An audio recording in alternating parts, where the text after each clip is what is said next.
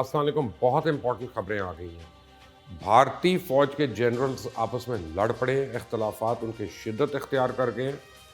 और अब जो मैं पहले आपको कहता था वो दुनिया कह रही है कि भारत के पास फ़ौज नहीं, एक मिलिशिया है। नरेंद्र मोदी की ख्वाहिश है कि पाकिस्तान भारत से लड़ाई हो, लेकिन इस लड़ाई से पहले भारतीय फ़ौज की जो अंदरूनी लड़ाई हैं वो इस हद तक बढ़ गई है कि कोर्ट ऑफ इंक्वायरी तक मामलात पहुँच गए। और ये इस मुल्क की फ़ौज के हालात हैं जिसने कश्मीरियों के हकूक़ गस्ब कर रखे हैं। इसमें तो कोई शक नहीं है कि भारतीय फ़ौज तारीख की मुश्किल तरीन दौर से गुजर रही है। और सूरत हाल ये है कि ये लड़ाई भारतीय जनरल्स के एक दूसरे पर नशे और जिनसी हरासगी यानी हरासमेंट के इल्ज़ामात लगाने से शुरू हुई।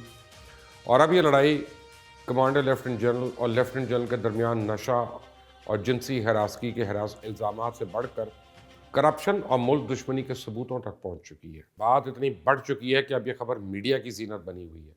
वैसे तो ये कोई पहला वाक़या नहीं है, कोई नया वाक़या नहीं है। भारतीय फ़ौज की ऐसी बहुत सी स्टोरीज़ खुद भारतीय मीडिया पे ब्रेक होती रही हैं। एक lieutenant general armoured corps officer जबकि दूसरा लेफ्टिनेंट जनरल इंजीनियर, दोनों जनरल्स का ताल्लुक भी मशहूर फ़ौजी ख़ानदानों से है। दोनों जनरल्स ने शिकायत से भरपूर खतूत भारतीय आर्मी चीफ को लिख दिए। और सिर्फ यही नहीं बल्कि ऐसी इतलात भी हैं कि भारतीय फ़ौज के जनरल्स ने एक दूसरे के अहल खाना से सेक्शुअल हरासमेंट के इल्ज़ामात से शुरू होने वाली ये लड़ाई अरबों डॉलर्स की करप्शन के सबूतों तक पहुंच गए। अब इंडियन आर्मी ज़राए के मुताबिक इंक्वायरी अदालत जब जनूब मगरबी कमांडर के काम और उनके दो सीनियर ऑफिसर्स के माबैन पाए जाने वाले इख्तलाफात का इस कमांड पर पड़ने वाले असरात का जायज़ा अब लेगी। जो इंक्वायरीज़ हैं या तहकीकात है वो central army commander lieutenant general IAS चमन करेंगे। और दूसरी तरफ तो यह भी इतलात है कि भारतीय आर्मी चीफ की तरफ से इन शदीद इख्तलाफात की वजह से इस्तीफ़ा देने की बात भी हो गई है, जिसे भारतीय दिफाई हुकाम छुपा रहे हैं। वैसे मैं आपको बताऊं ये कोई नई चीज़ नहीं है। भारतीय फ़ौज में गुज़िश्ता साल भी इख्तियारात की जंग में 2 3 स्टार जनरल्स आमने सामने आ गए थे। तब हिंदुस्तान टाइम्स ने खबर दी थी कि पाकिस्तानी सरहद पर तैनात भारतीय फ़ौज के 2 जनरल्स इख्तियारात की जंग में मारामारी पे उतर आए हैं। पंजाब और राजस्थान की सरहद पर तैनात साउथ वेस्टर्न कमांड को लेफ्टिनेंट जनरल आलोक क्लेर ने अहकामात जारी किए तो second in command lieutenant general के रेपसवाल ने हुक्म मानने से ही इनकार कर दिया। यहाँ तक कि आर्मी चीफ को इंटरफेयर करना पड़ा। मिसाल के तौर पे मैं आपको एक और वाक़या बताता हूँ, और ये भारतीय रियासत छत्तीसगढ़ का वाक़या है जिसमें नारायणपुर घाटी कैंप में तैनात फ़ौजियों के माबैन झगड़ा हुआ और मामूली तनाज़े पे एक जवान ने अपनी सर्विस राइफल से साथी जवानों पे फायर खोल दिए। उसके नतीजे में एक प्लेटून कमांडर और एक हवलदार की यानी NCO की मौत हो गई, जबकि एक और नौजवान शदीद ज़ख्मी हो गया। अब ये भी बताया जा रहा है कि भारतीय फ़ौज के अंदर इस कदर शदीद इख्तलाफात और लड़ाई की वजह से वाशिंगटन और तेल अवीव में भी बहुत ज़्यादा परेशानी और मोदी को हंगामी पैगामात के ज़रिए इस लड़ाई को दबाने और ख़बरें मंजर आम पे आने से रोकने की इस्तदा की गई है। वाज़ेह है कि भारत एक मज़ाक़ा खेज़ और भोंडे दावे करने में सबसे आगे है।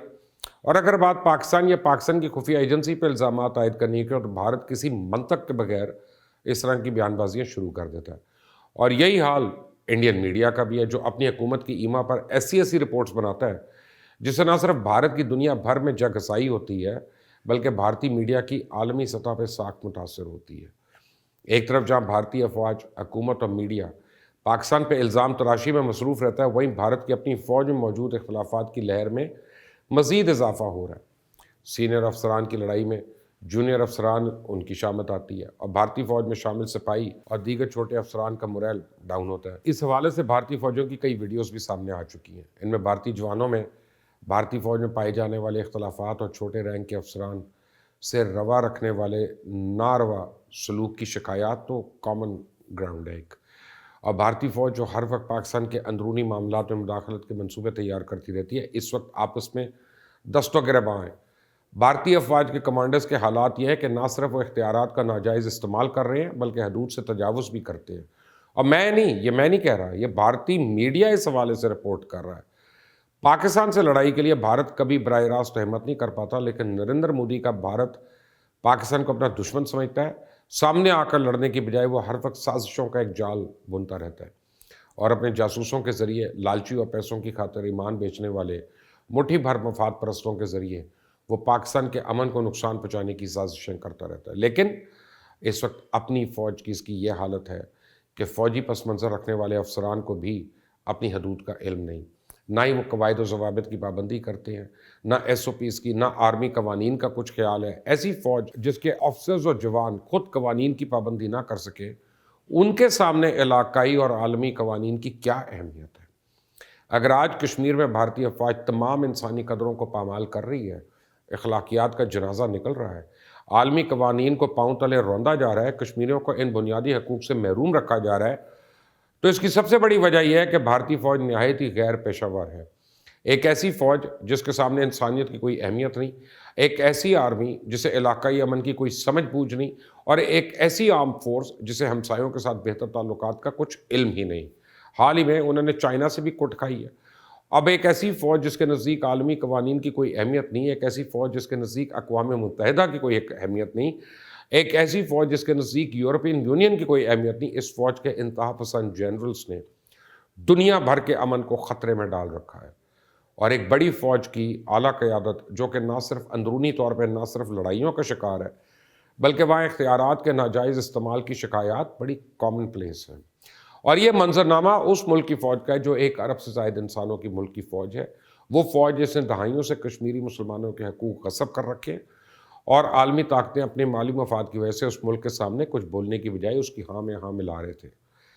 لیکن اگر ایسے ملک کی فوج کی توسیع پسندانہ عزائم پر دنیا خاموش رہے گی تو پھر اس کا نقصان بھی دنیا کو برداشت کرنا پڑے گا۔ بھارت ایک ایٹمی طاقت ہے اور اس کی فوج میں ہر گزرتے دن غیر پیشہ ورانہ انداز حاوی ہوتا جا رہا ہے، اور یہ صورتحال ایک فلیش پوائنٹ ہے، کسی خطرے کی گھنٹی سے کم نہیں، بلکہ دنیا کے امن کے لیے بہت بڑا خطرہ ہے۔ اور بھارتی فوج غیر پیشہ ور اور جنونی ذہنیت کے حامل افراد پہ اب مشتمل ہے، ذہنی طور پہ انفٹ افسران، ان سے کسی بھی غیر معمولی اقدام کی ہر وقت توقع کی جا سکتی ہے۔